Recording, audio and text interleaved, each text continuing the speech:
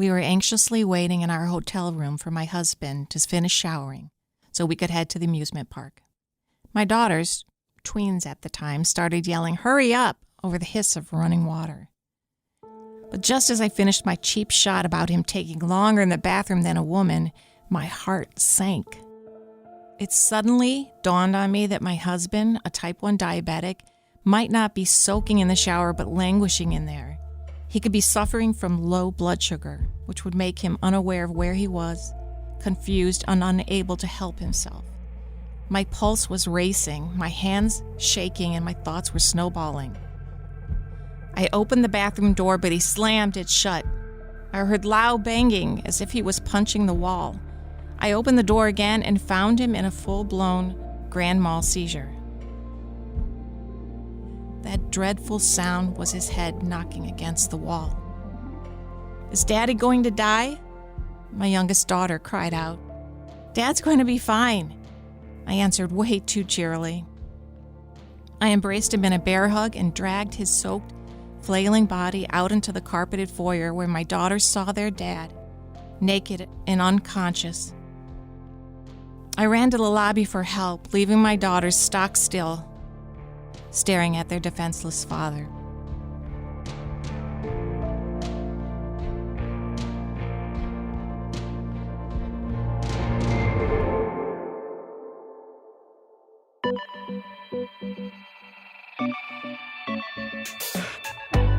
Welcome to the Healthy You podcast from North Shore University Health System, where we explore trending topics in healthcare. I'm Carolyn Starks. And I'm Jon Hillenbrand. The story that I just told you happened to me and my husband, Jon, who has had type 1 diabetes since he was 16 years old. So 40 years. It must have been terrifying. It was. And unfortunately, it wasn't the first time he had experienced blood sugar levels that low that he passed out. Wow. But while we were in the midst of all this turmoil, this was like more than 10 years ago, we learned a lot about these episodes and that Jon was probably injecting insulin before he jumped into the shower. Mm-hmm. So the hot water was opening up his blood vessels and the insulin was getting into his blood very, very quickly. And thankfully now he's been using an insulin pump now for a while, and which delivers the insulin. And then he also wears a continuous glucose monitor. So this tells him when his blood sugar is going low or high, and it kind of gives him a reading like almost every 5 minutes. Oh, that's cool. So it brought a lot of peace of mind to our household. Type 1 diabetic, their pancreas stops making insulin, so they have to inject insulin. So our bodies, if your pancreas is working, is on autopilot. Your pancreas is constantly keeping your blood sugar levels normal. For a diabetic, they are trying to do that on their own, which is almost mind-blowing if you live with one or know one, to see the mental gymnastics that they're doing all day long. Yeah, it's almost like you have a motor and you're tweaking the carburetor like constantly throughout the day or something. Think about it. How do you explain a pernicious disease like this that lets you look and, in fact, be perfectly healthy most of the time, but that can strike you down at any moment? Mm-hmm. Today we'll be talking with Maria Kellner, who is going to tell us what it's like living with type 1 diabetes, the things you never knew or thought to ask about. Thanks for joining us, Maria. Thank you for having me. I'm excited to be here. Good. So tell me a little bit about what you do at North Shore. Sure. I work in the corporate communications department, so I work alongside Carolyn and Jon, no H, every day to market the clinical services that we offer here at North Shore. Tell me about how you were diagnosed and how old you were. I was 4 years old. I was, a young toddler, basically, and my mom is a nurse. She has been a nurse her whole career. And noticed that I was going to the bathroom a lot, drinking excessively, and I was having some sort of like mood swings that weren't necessarily normal for my character. So in preschool, my teacher was telling my mom, listen, she's really irritable. She's having a lot of tantrums. She's not quite acting herself. And, with weight loss, that's one of the early symptoms that a lot of type 1 diabetics have. So your blood sugar is very high. That makes you very thirsty. So you're drinking all the time, you're going to the bathroom all the time, and you're losing weight because your body essentially is like, burning all your fat cells. You don't have any sugar to burn, so it starts burning your fat cells. Interesting. So as a 4-year-old, you notice weight loss in a little kid pretty easily. Right. And when I say extreme thirst and urination, it's not like, drinking a lot throughout the day, like waking up multiple times during the middle of the night. One time I actually went into the fridge and pulled out an entire gallon of juice and opened it and tried to drink, and it spilled everywhere. So stuff like that, and multiple, like wetting the bed. People who don't normally do that, or kids who are potty trained when they start doing that. That could also be a sign. I remember asking my husband when our children were younger and pointing out to him, Cece is drinking a lot. She is constantly drinking. Do you think she has diabetes? And he looked at me and he's like, no, you just don't get it. It's not just I'm thirsty. It's I cannot stop. I cannot quench my thirst. I cannot get enough of anything, water, juice, milk, and very extreme. Yeah. So how did your parents explain to you what was going on? I don't know if you remember, but do you have conversations about that? So I don't remember a great deal of that. I know that my mom took me to my primary care doctor, and he said, I think this might be type 1 diabetes. You need to go to a specialty children's hospital, because we were in the St. Louis area at the time. So we went there, and I think for a lot of children or people who are diagnosed, that's really your first step after you notice that something is off. So we went to the hospital, and it's pretty much like a week stay or a couple of days stay, because they need to get your blood sugar levels regulated, and teach you or your caregivers how to do diabetes, which is not something you can learn in a couple of days, but they try their best. Right. So I don't remember a conversation about it when I was 4. I remember staying in the hospital. I remember my parents going to like a boot camp style class, so they'd be like gone at class for a while I was in the hospital. But yeah, I remember being angry. I didn't understand why people were coming in to poke my finger all the time or do injections. So I kind of remember that aspect, but I don't remember the conversation about here's what's going on and here's what diabetes is and means to you. My husband was 16 when he was diagnosed. So that was way back in 1979. So I think they tested his blood sugar level by testing his urine back then. So that's how he would test it. But he said he distinctly remembers going to the hospital and the doctor coming in, and he remembers it as matter-of-factly, so you have diabetes. You're going to have it the rest of your life. This is the way it is from now on. But you can do it. If anyone could do it, you can do it. And he said his parents were kind of the same way, that this is the way it is. You're going to have to manage this the rest of your life, every day of your life, and take these injections of insulin and give yourself shots, and that's the way it is. And so his 16-year-old self was like, okay, this is what I got to do. Yeah. 40 years later now, though, Yeah, it seems like it would be hard to know, what you're getting into. If someone tells you that and you're 16, you don't know much about diabetes, I think you're right. I think he went through a period in his life, in college actually, where he was, I don't have diabetes and I'm just going to ignore this. Of course, that doesn't work. Yeah, I went through the same thing. I mean, because I don't think anyone is prepared to hear that, no matter what age you are, or even as a parent or a caregiver, to know that that's what your child is going to have to go through. I think it's I've compared it once to student loans. It's not the same, but you hear you're going to have student loans. You're going to take out this loan for a lot of money while you're at college. And you're like, okay, it's fine. I know I have to pay it, whatever. And then when it starts happening, you're like, oh no, this is a lot of money and I really have to do this. And I think that's That's interesting. Yeah. That's a It great doesn't probably comparison. hit you until a little bit later. You're like, okay, because it also, I think in that context, you're in the hospital for a couple of days. And like I said, you can't teach management in a couple of days, but they do their best to give you your tools.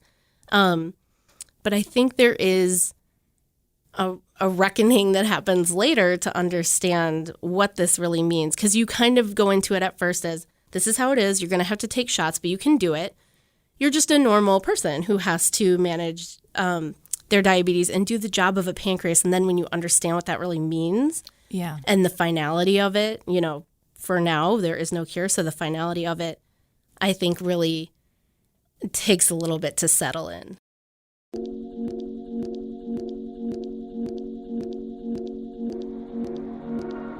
Well, let's talk about the relentless decisions and management that you have to do as a type 1 diabetic. So I read somewhere that a type 1 diabetic makes 300 medical decisions a day, 365 days a year. So I was hoping you could help us walk through what some of those decisions are. Absolutely. Just, give us, I don't want you to give us 300 here, Number unless you one. want to. Are you sure? Okay, no, that's number fine. one. Stay with us, everybody. So, that has to be true because you just don't have an opportunity to not think about it unless it's a conscious decision which happens sometimes during burnout, like you mentioned your husband in college or myself in college. You don't want to think about it, so you don't. But that's extreme and it's dangerous. So if you are managing your diabetes and you're paying attention to it, you have to think about it all the time. I mean, it's the first thing I think about in the morning. And really, it kind of dictates how you plan your day. So if you want to exercise, you need to see if your blood sugar is in the right place. If it's too high, you need it to come down a little bit. If it's too low, you need to eat a snack and you need to wait. If it's just right, you probably still need to eat a snack and wait a little bit because exercise drops your blood sugar levels. So you have things like that. And then, of course, eating is the other big one because eating food raises your blood sugar. You need to take insulin, not only the right amount of insulin, but take it at the right time to really manage the impact that food is going to have on your blood sugar. So I think a great example of this is, in the before times when we used to go out and sit at a restaurant, when you would place your order, depending on what my blood sugar is doing, I need to kind of look at my options for timing and insulin delivery. So am I going to eat something that has a lot of carbs, like a burrito? And after I place the order, how long is it going to take for it to come? If I think it's going to take about 20 minutes, I'll take the insulin right away so it has time to start working.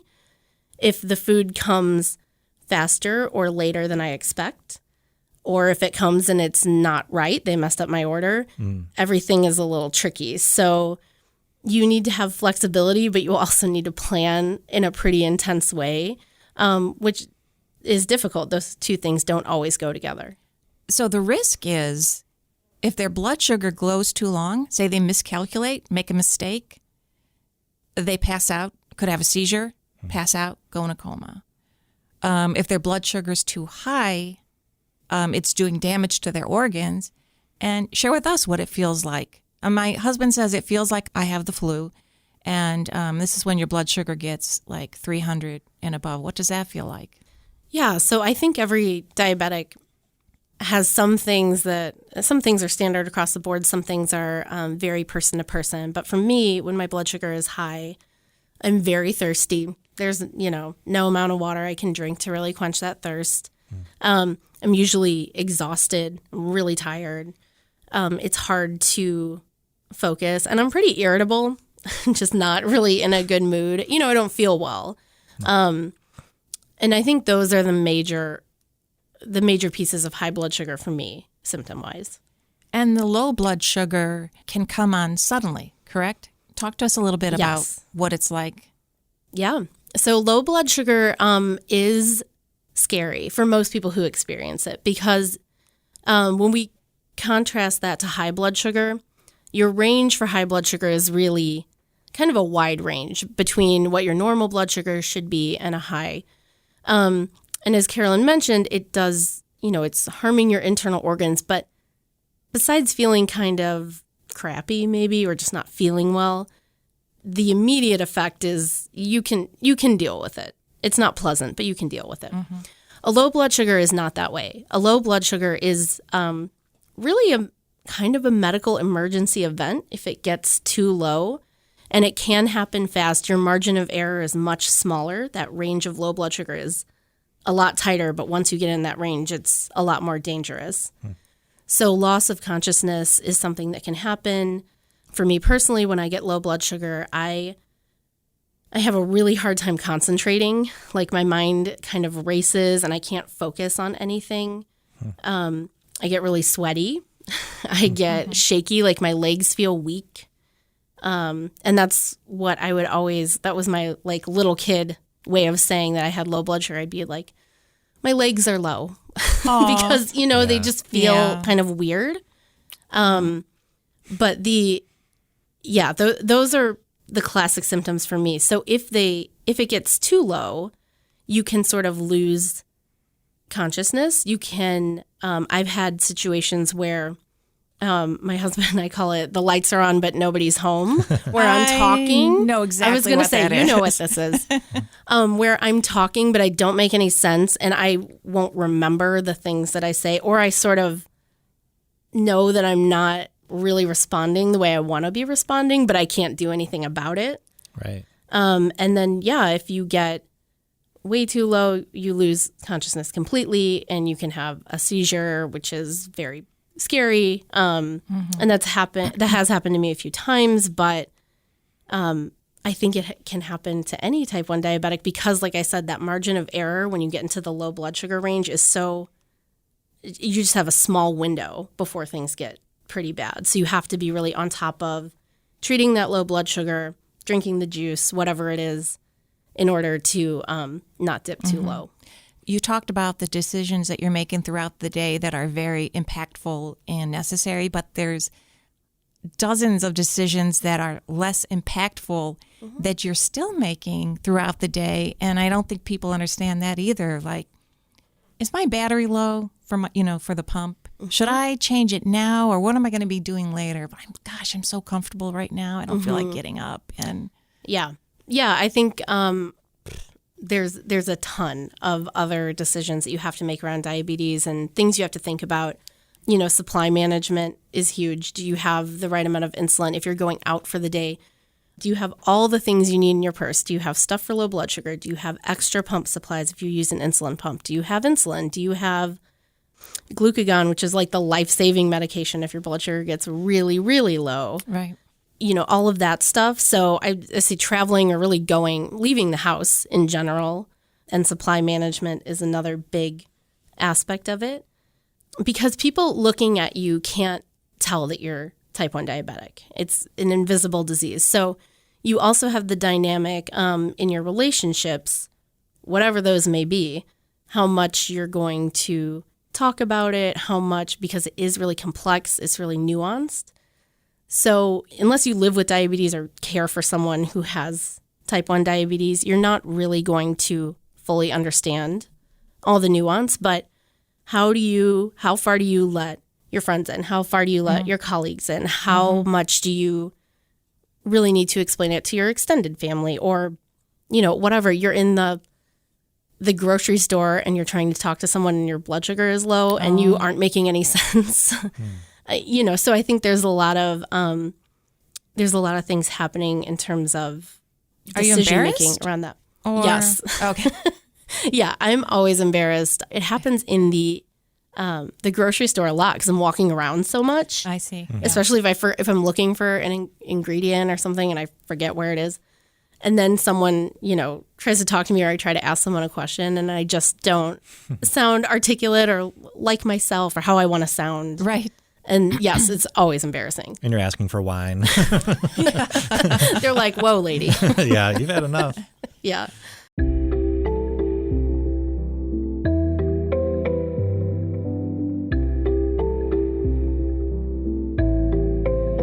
It sounds like the social aspect is a big part of it, and I know that you have diabetes because I've seen your pump and I've heard it beeping a couple times and stuff, and which to me is not.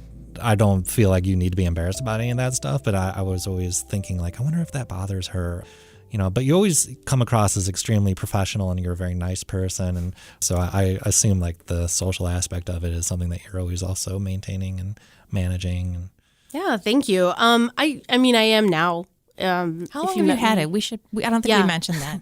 So I've had type 1 diabetes for, it'll be 32 years in April. Think about that. That's a long time. It's a long time. So yeah, if you met me, 15, 20 years ago, I wouldn't have handled it this way. But yeah, I am more comfortable with it. I'm not embarrassed about I am like, I just tell the people that I sit next to, I'm kind of like a robot. I'm going to beep sometimes and you're going to hear it. I have alarms that sound scary. They're meant to save my life, but you don't need to worry. Like I'm on it. If I need help, I certainly will ask. Yeah. So Jon used to be really embarrassed. Not that he had diabetes, but because when he was injecting insulin, he said, and sometimes he was always pulling up his shirt, and it takes a long time, or it takes some time to prepare a syringe. And, you're drawing out the insulin, and he often was doing it in a car, because of his job. He was often traveling in a car. But he was so embarrassed because he's doing it in parking lots, pulling up his shirt, sometimes close to his rear end, pushing a needle into his skin, and he's thinking, someone's going to think I'm a drug addict. Someone's going to think I'm a drug addict. And he's changed very much so over the years. He's more open about it now, especially since he's had the pump.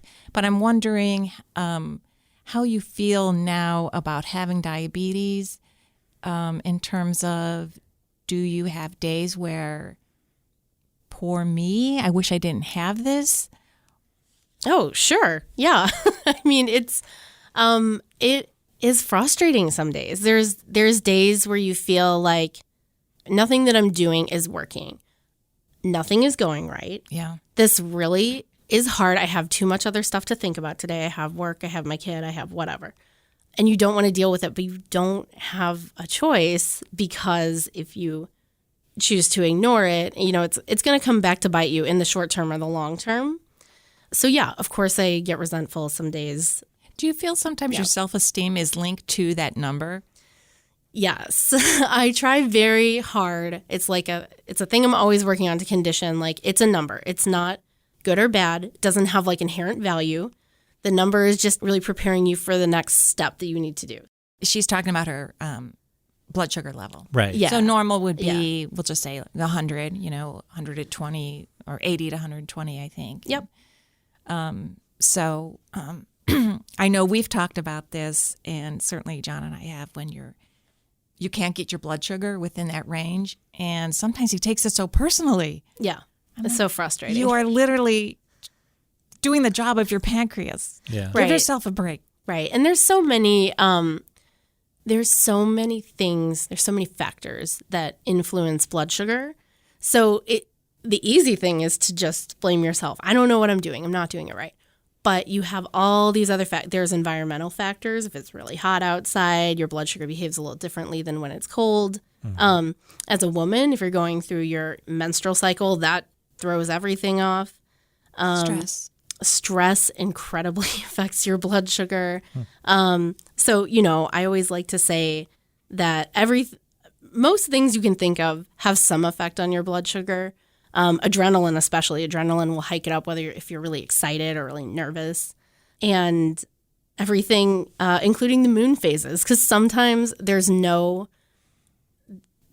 you can put your finger on that's causing the blood sugar to do whatever it's doing. And, when quote unquote nothing you're doing is working, it could be, most of the time, it's a mix of a lot of other factors besides the actions that you're taking. Right. Unknown ones, Right. often too. Yeah.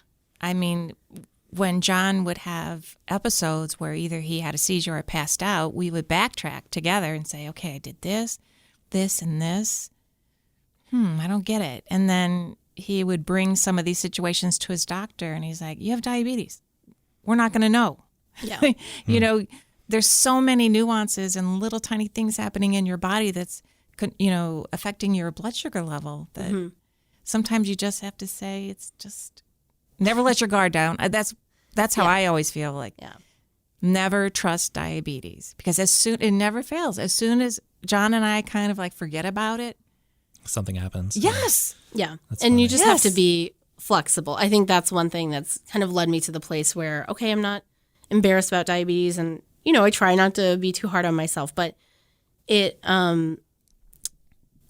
something that is ever changing. So you need to be flexible. What worked yesterday is not going to work today. That just does not happen in type 1 diabetes management.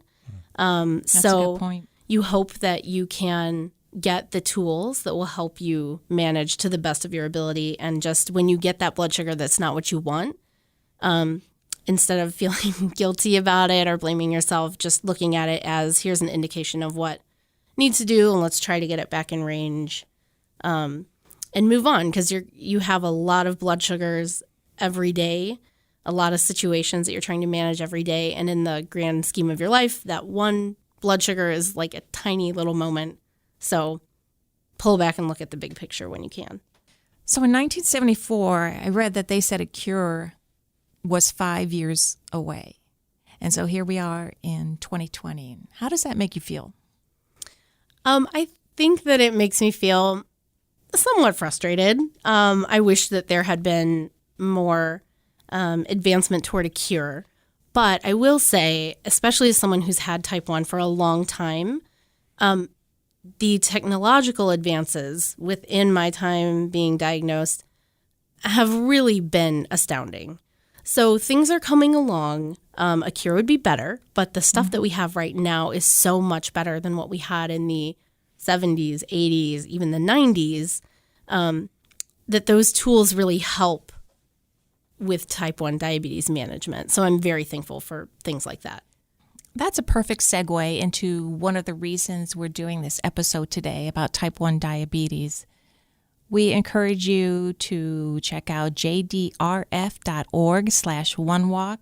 This is their campaign to find a cure for diabetes, and no cure has been found yet.